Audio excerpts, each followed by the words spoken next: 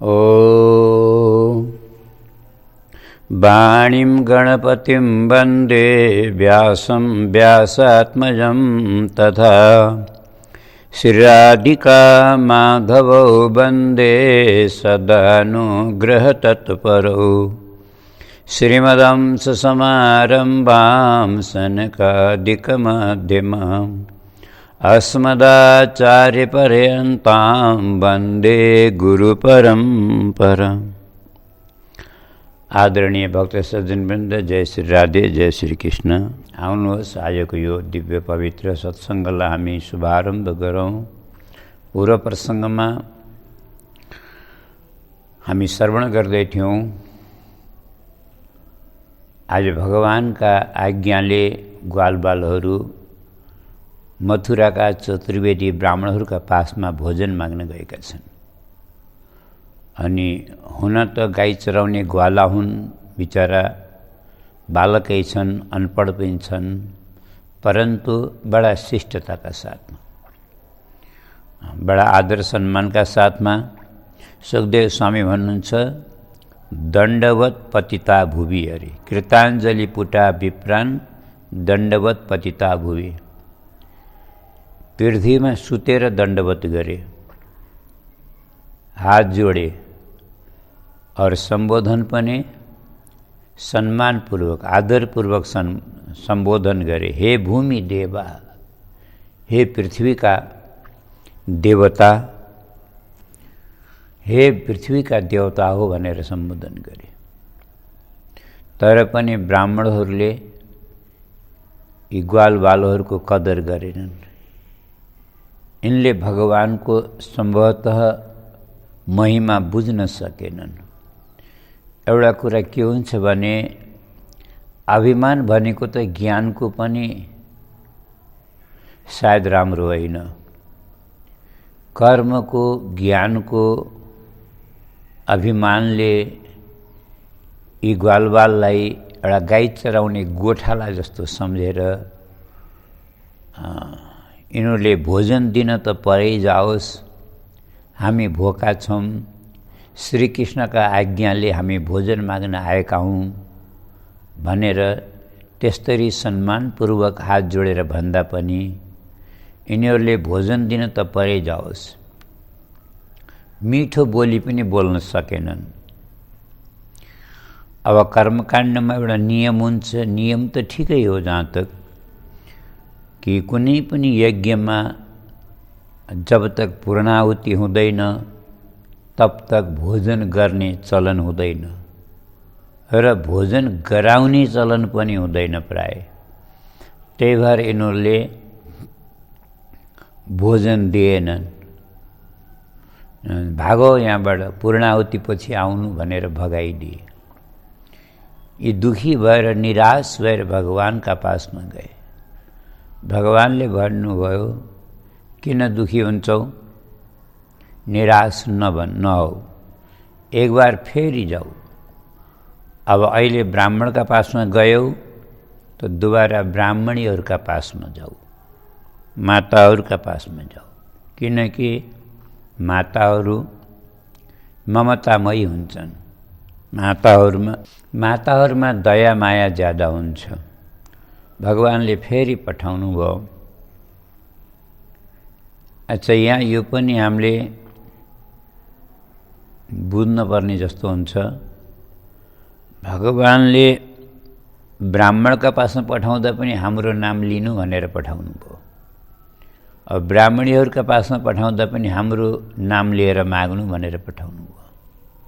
अब यसको कारण के? संसारमा प्राय मान्छेहरूको, धेरैजसो मान्छेको अहम बोल्छ।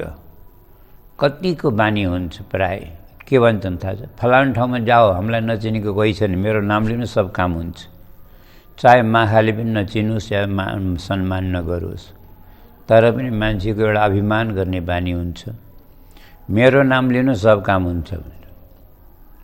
त भगवानले पनि त्यस्तै गर्नुभएको त होइन। भगवानले किन त्यसो भन्नुभयो त? भगवानले त्यसो भन्नुको पछाडि यो हो, ब्राह्मण देवताहरू 4 वेद चारौं वेद पढेका विद्वान छन्, ज्ञानी छन्, कर्मकाण्डी छन्, यज्ञ गर्न लागेका छन्, परन्तु भगवानको नाममा कतिको श्रद्धा छ यो पनि त हेरौँ।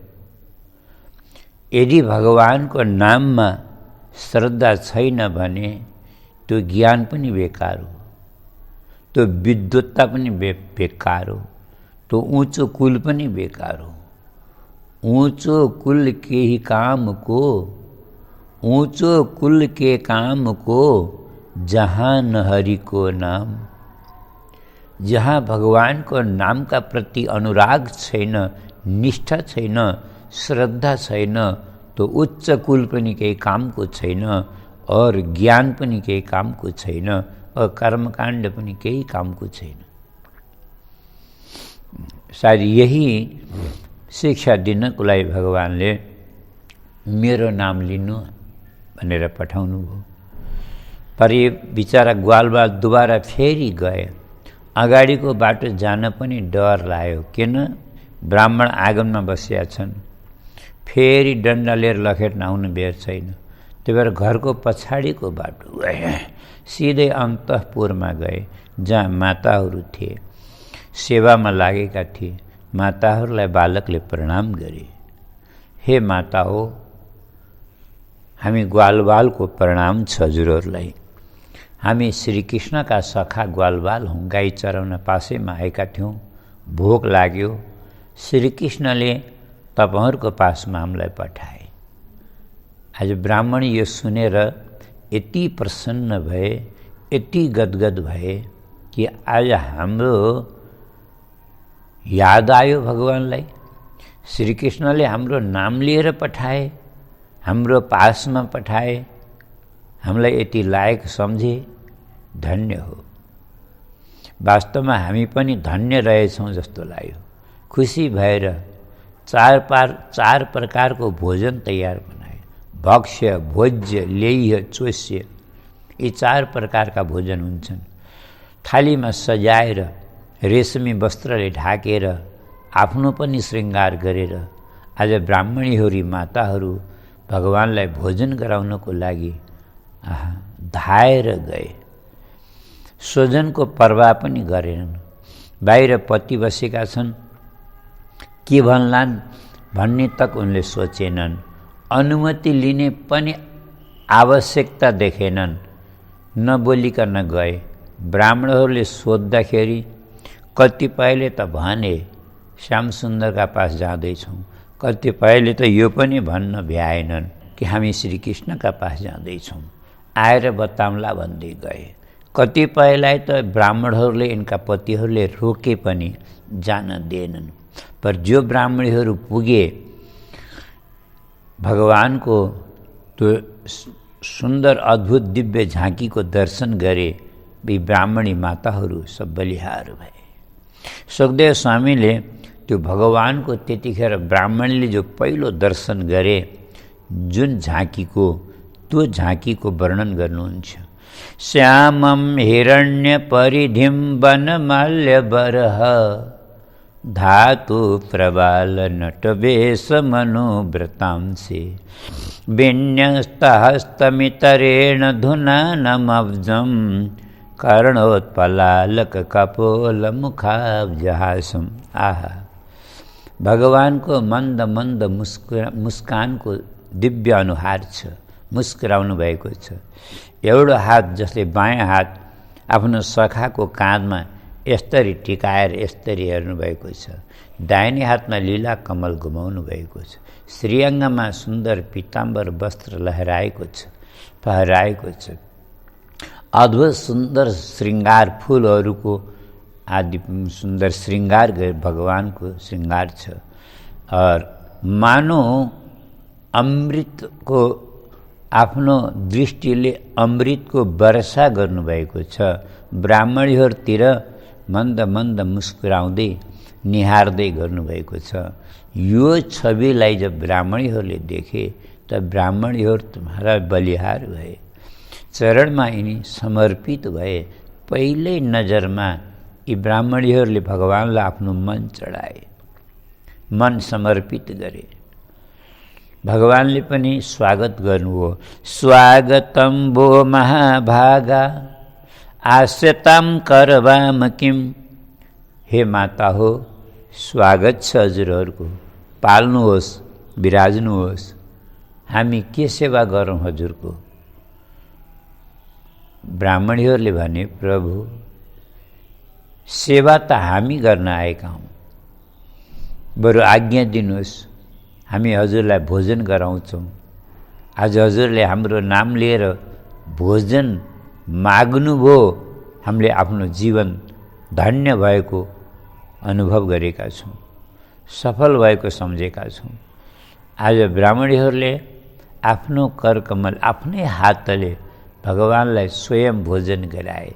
सुखदेव स्वामी भन्नुहुन्छ, हेर त राजन, कि ब्राह्मणीहरूको भाग्य, इनका पति 4 वेद पढेका विद्वान, प्रकाण्ड विद्वान छन्। अग्निकुण्डमा दिनरात बिचरा स्वाहा स्वाहा स्वाहा गर्दा गर्दै धुवाँले, अग्निकुण्डबाट निस्केको धुवाँले यिनको पुरै शरीर कालै भएको छ। शरीर त कालो भयो भयो, परन्तु त्यो धुवाँले भित्र पसेर आन्द्राभुँडी त काला गरिदिएको छ, कालै गरिदिएको छ। र पनि अझै यो विश्वास छैन कि तिनले दिएको आहुति यज्ञ पुरुष भगवानले स्वीकार गर्नुभएको छ कि छैन, यो केही विश्वास छैन। और यहाँ यी ब्राह्मणीहरू यी क पनि नपढेका अनपढ गँवार छन्, परन्तु यिनको भगवानका प्रति कस्तो समर्पण छ, कस्तो अनुराग छ। यज्ञ पुरुष भगवानका श्रीमुखमा स्वयं आहुति दिएका छन्, खुवाएका छन्, आफ्नै हातले भोजन गराएका छन्। र भगवान पनि एक एक ग्रासमा परम सन्तुष्ट भएर, तृप्त भएर ब्राह्मणीहरूलाई मानो अमृतको वर्षा गर्नुभएको छ, अनुकम्पा गर्नुभएको छ, कृपा दृष्टि वर्षाउनु भएको छ। अनि भगवानले भन्नु, माता हो, आज हजुरले हामीलाई भोजन गराएर परम सन्तुष्ट तृप्त गर्नुभयो, वरदान माग्नुहोस्, के चाहियो। माता भन्छन्, प्रभु अब हजुरको दर्शन पाइसकेपछि, परब्रह्म परमात्माको साक्षात्कार भइसकेपछि पनि वरदान माग्न केही बाँकी रहन्छ र? हामीलाई अरू केही कामना छैन, हामीलाई रिद्धि सिद्धि तकको कामना छैन। आफ्ना श्रीचरणमा हाम्रो अनुराग, हाम्रो भक्ति हामीलाई प्राप्त होस्, अरू केही चाहँदैन। भगवानले पनि वरदान दिनुभयो, माता हो, म हजुरहरूलाई यही वरदान दिन्छु। आउनेवाला यो घोर कली हो, यसमा मान्छे सब विमुख भएर, अधर्मी भएर इतस्तत भट्कने छन्, परन्तु हाम्रो सत्य सनातन धर्मले यदि कहीँ आश्रय पाउने छ, त्यो तपाईँहरूको आँचलमा नै आश्रय पाउनेछ। अब भने जस्तै आज साँच्चै हेर्ने हो भने जहाँ कहीँ मठ मन्दिरहरू चलेका छन्, कथा सत्सङ्ग चलेको छ, हेर्ने हो साँच्चै भने यी माताहरूकै कृपाले चलेको छ। जहाँ पनि माताहरूकै सङ्ख्या धेरै हुन्छ, यिनीहरूकै भिडभाड हुन्छ। मठ मन्दिरमा हेरौँ, कथा सत्सङ्ग प्रवचनमा हेरौँ, जहाँ पनि धार्मिक कार्यमा हेरौँ, त्यहाँ माताहरूकै सङ्ख्या ज्यादा हुन्छ। यो भगवानको वरदान हो, यो भगवानको कृपाको फल हो। भगवानले भन्नु, माता हो, अब म हृदयदेखि नै हजुरलाई धन्यवाद दिन चाहन्छु। आउनुभयो, भोजन गराउनु भयो, धेरै धेरै धन्यवाद छ। परन्तु अब हजुर यहाँ धेरै नबस्नुहोस्, किन कि हजुरका पति विद्वान प्रकाण्ड ब्राह्मण देवता हुनुहुन्छ, उहाँहरूले यज्ञ गरिरहनु भएको छ, और यज्ञमा गृहिणीको आवश्यकता पर्छ। तसर्थ जानुहोस्, आफ्ना पतिको यज्ञलाई सफल गर्नुहोस्, धर्मको रक्षा संरक्षण गर्नुहोस्, यसैमा म प्रसन्न छु। ब्राह्मणहरूले भने, प्रभु किन? मयि बम विभोर हति भवान् गदित्वं नृशंसं सत्यं कुरुष्व निगमं तव पादमूलम। हजुरलाई यस्तो भन्न शोभा दिन्छ र प्रभु? आफ्नो वेदवाणीलाई हजुरले सत्य गर्नुहोस् प्रभु। हजुरले के भन्नुभएको छ? यद गत्वा न निवर्तेत तद्धाम परम मम। मेरो धाममा आइसकेपछि कोही पनि जीव फर्केर संसारमा जाँदैन भन्ने हजुरको वेदवाणी हो। यसलाई प्रभु हजुरले सार्थक गर्नुहोस्। हामी हजुरका चरणको शरणमा आएका छौँ, अझै पनि फर्केर त्यही संसारमा जानुपर्छ र? हजुरलाई यस्तो निर्दयतापूर्वक यस्तो कठोर वचन बोल्न हजुर जस्तो कृपालु परमात्मालाई शोभा दिँदैन। भगवानले भन्नु, अवश्य माता हो, मैले यो कुरा बिर्सेको छैन आफ्नो वेदवाणीलाई। तपाईहरूले एकदम छिट्टै मेरो धामको अवश्य प्राप्ति हुनेछ, धाम प्राप्त गर्नुहुनेछ। परन्तु अहिले तत्कालको लागि हजुर संसारमा फर्कनु आवश्यकता छ। फर्कनुहोस्, चिन्ता नगर्नुहोस्। तपाईहरूलाई आफ्ना स्वजनको चिन्ता नगर्नुहोस्। के भन्लान्? आज्ञा नलिकन आएका हौँ, हाम्रो कस्तो व्यवहार गर्लान् भन्ने चिन्ता गर्नु पर्दैन। स्वजनहरूले त के, प्रत्येक संसारको प्राणीले हजुरहरूको सम्मान गर्नेछन्। नभन्दै त्यस्तै पनि भयो। ब्राह्मणहरूलाई धेरै डर थियो। हामी त जबरजस्ती नमानी नसोधिकन पनि कोही त आएका हौँ।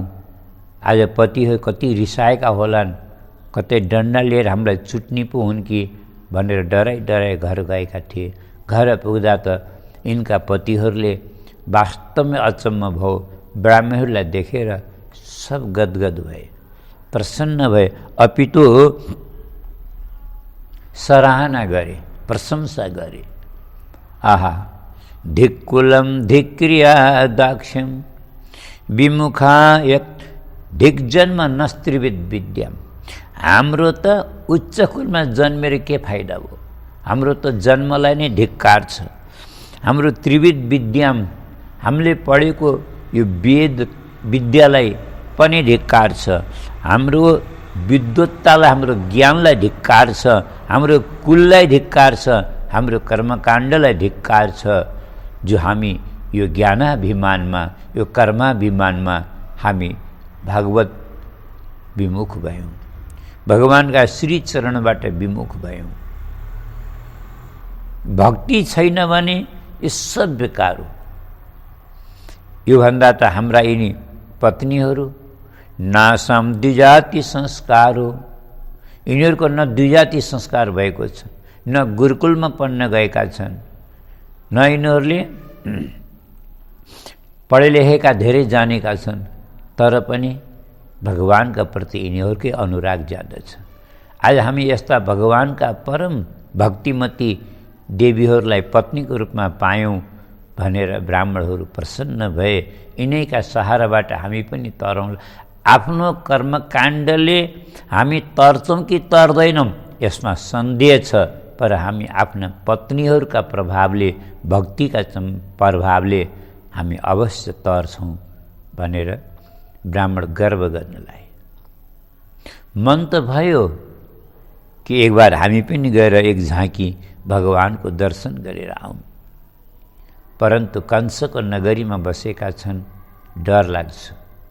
कंसले थाहा पायो भने केही गर्ने हो कि भनेर दिदृक्षवो प्यच्युतयो, पर कंसात भीता न चाचलन। कंसका डरले ब्राह्मणहरू गएनन्। यो अद्भुत प्रसङ्ग श्री सुखदेव स्वामीले राजा परीक्षितलाई श्रवण गराउनुभयो। आज भगवानहरू जसै ग्वालबालहरू भगवान गाई लिएर घर घरमा आउनुभयो, त घरमा आउँदाखेरि आज इन्द्र पूजाको धुमधामले तयारी हुँदै थियो। घरमा त ठुला ठुला चुलाहरू जलिरहेका, त्यसमा कडाईहरू बसाएका, मिष्टान्न पकवान बन्न लागेको देखेर भगवानले गएर सोध्नुभयो, बाबा आज हाम्रो घरमा के को तयारी हुँदैछ? कसको पूजा हुँदैछ? बाबाले भने, कन्हैया पर्जन्यो भगवान् इन्द्रो मेघात् स्यात्ममूर्तयः। हामी भनेका किसान, पशुपालन गर्नेवाला। हामीलाई चाहिन्छ हरियालीको आवश्यकता, घाँसको आवश्यकता। हामी हर साल इन्द्र देवताको पूजा गर्ने गर्छौँ, किनकि इन्द्र देवता पर्जन्य देवता हुन्। इन्द्र देवता प्रसन्न भए भने वर्षा हुन्छ, वर्षा भयो भने घाँस हुन्छ, अनि घाँस भयो भने गाई चर्छन्, गाई हृष्टपुष्ट हुन्छन्, अनि गाई हृष्टपुष्ट भयो भने दुध धेरै दिन्छन् अनि हाम्रो पोषण हुन्छ। त्यही भएर हामीले इन्द्र देवताको प्रतिवर्ष पूजा गर्ने गरेका छौँ। त भगवानले भन्नुहुन्छ, बाबा यो त मेरो समझमा आएन। इन्द्र देवतासँग वर्षाको के सम्बन्ध? कर्मणा जायते जन्तु कर्मणैव विलीयते सुखम दुःखम भयम क्षेमम कर्मणैवाभिपद्यते। कर्मद्वारा मान्छेको जन्म हुन्छ, कर्मद्वारा मृत्यु हुन्छ, कर्मद्वारा सुख र दुःखको प्राप्ति पनि हुन्छ। हैन, राम्रो कर्म गरे सुख पाइन्छ, नराम्रो कर्म गरे दुःख पाइन्छ भनिएको छैन त। भने त कर्मद्वारा नै दुःख सुख पाइने हो भने इन्द्र देवताले यसमा के गर्न सक्छन्? दोस्रो कुरा, कर्माधीन देवता कर्मबाट प्रेरित भएर कर्मको फल दिन पर्छ। अनि फेरि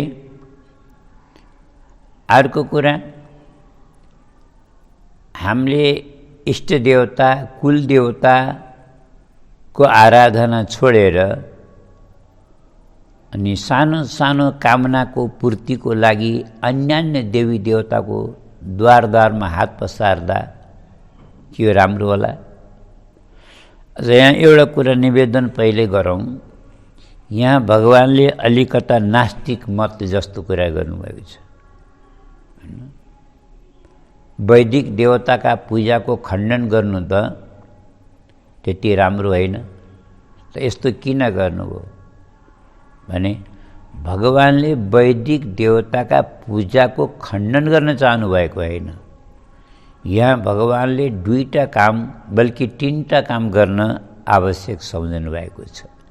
एउटा कुरा, इन्द्रमा पनि एउटा अभिमान आएको थियो, मानमर्दन गर्ने आवश्यकता छ। दोस्रो, ब्रजवासीहरूलाई आफ्नो इष्टदेवता कुलदेवतामा निष्ठावान बनाउनु छ।